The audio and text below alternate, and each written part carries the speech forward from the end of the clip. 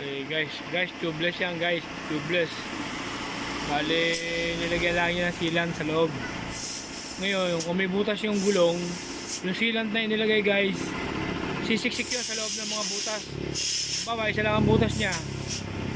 Pero pag nagkaroon ulit siya ng butas, automatic yung sisiksik yung sealant doon sa butas na yun.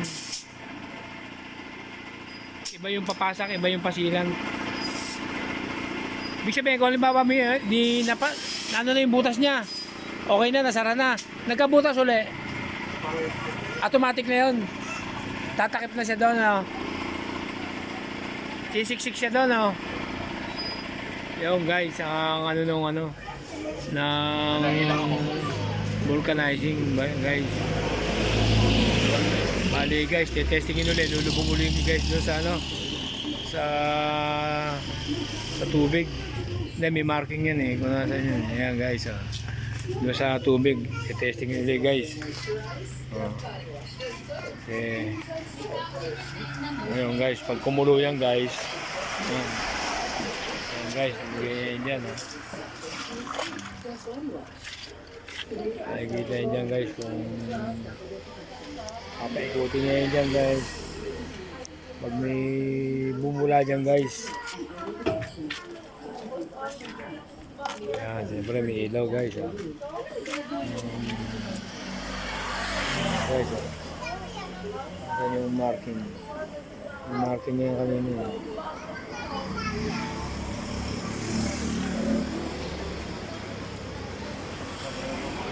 hinahanap guys yung marking nung may butas kanina na gulong. Ayan yun guys yung marking ayan yung tinuro niya guys. Bali ayan yung marking. Ayan yung marking. Kanina nabula yan, hindi kasi may bubutas. Ngayon guys wala na guys ayan yung marking. Ayan guys, may puting yun guys. Wala na siya guys. Wala na nabula. Ibig sabihin guys okay na. Wala na siya wala siyang butas guys. Galing guys ang madalian pala yan guys. Madalian na pagbubutanize. Okay na ba? Okay na guys. Bali kakarga na namin dito sa aking 4-5 sa aking tricycle. At dadali namin doon sa sa sasakyan.